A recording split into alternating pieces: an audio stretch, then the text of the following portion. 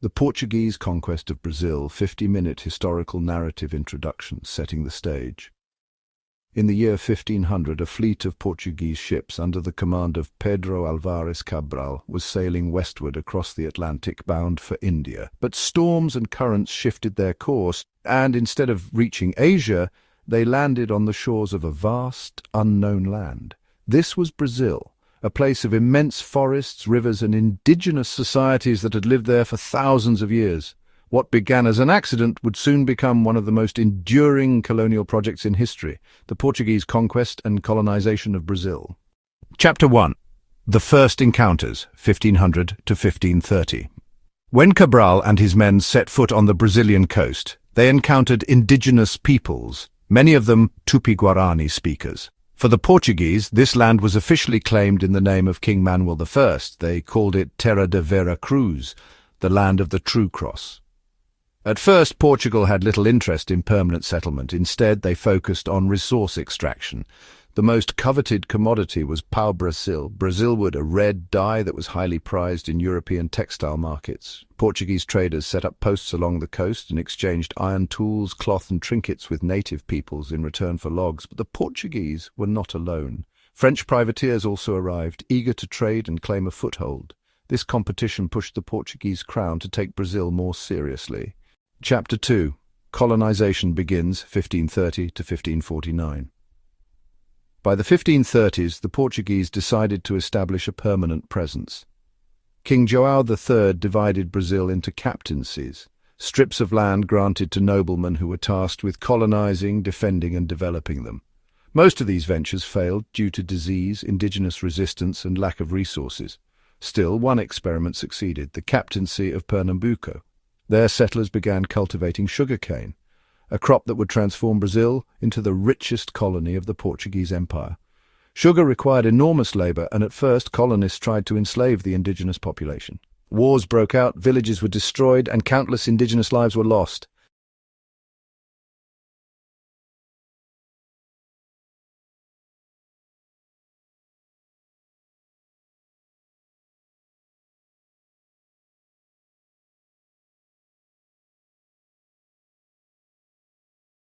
Chapter 3.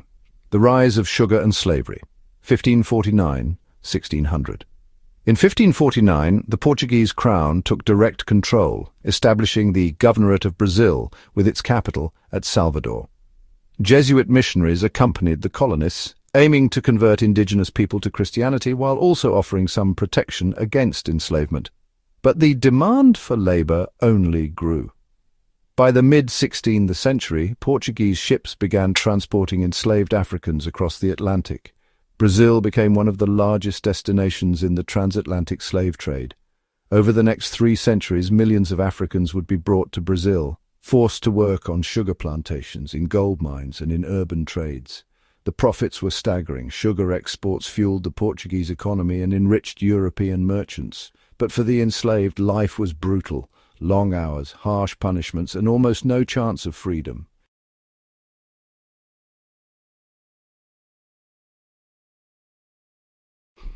Chapter 4.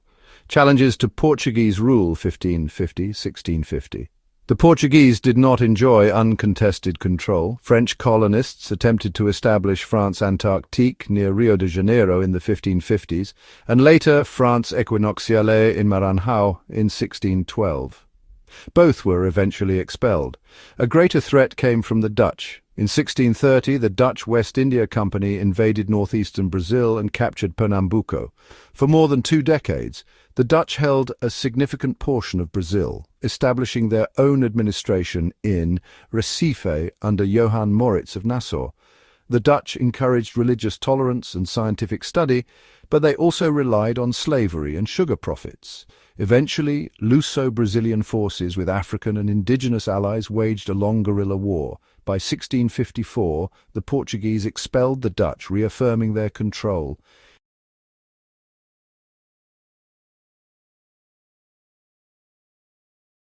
Chapter 5. The Golden Age of Sugar and the Rise of Gold, 1650–1750. By the late 17th century, Brazil was the world's leading sugar producer. Plantations stretched across Bahia and Pernambuco, their profits flowing to Lisbon and to European markets. But this golden age of sugar was soon overshadowed by another discovery: gold.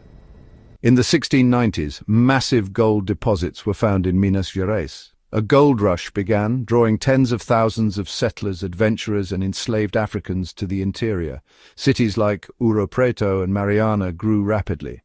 Brazil became the jewel of the Portuguese Empire. At one point, Brazil supplied half of the world's gold. The wealth transformed Lisbon, funding palaces, churches, and luxury. But it also brought tighter colonial control.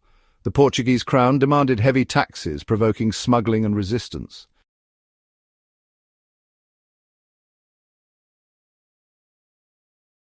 Chapter 6: Society and Culture. Under colonial rule. Brazilian society was deeply stratified. At the top were Portuguese officials, landowners, and merchants. Below them were mixed-race populations, free Africans and poor settlers. At the bottom were enslaved Africans and indigenous people. But Brazilian culture was not simply imported from Europe. It was shaped by the blending of African, indigenous, and Portuguese traditions. Music, food, religion, and language all reflected this fusion. Afro-Brazilian religions like Candomblé emerged, blending African deities with Catholic saints. Jesuits established schools and missions, but they also clashed with colonists over the treatment of indigenous peoples. Over time, a distinct Brazilian identity began to form, one that was tied to the land and its diverse peoples.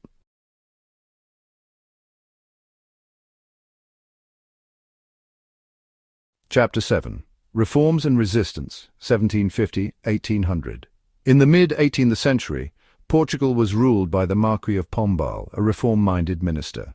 He sought to modernize the empire, strengthen control over Brazil, and reduce the power of the Jesuits. The Jesuits were expelled in 1759, their missions dismantled. Meanwhile, resentment against Portuguese rule grew. Heavy taxation, restrictions on trade, and corruption angered colonists. In 1789, in Minas Gerais, a conspiracy known as the Inconfidencia Mineira was uncovered. Inspired by the American Revolution and Enlightenment ideals, rebels plotted to establish an independent republic. The movement failed, and its leader, Tiradentes, was executed. But the dream of independence had been planted.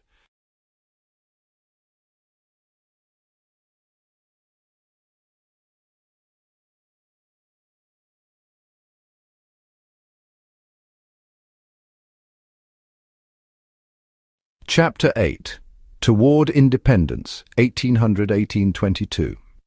By the early 19th century, global events shook Brazil. In 1807, Napoleon invaded Portugal. The royal family fled across the Atlantic and settled in Rio de Janeiro, making Brazil the temporary capital of the Portuguese Empire. For the first time, a European monarchy ruled from the Americas. This transformed Brazil.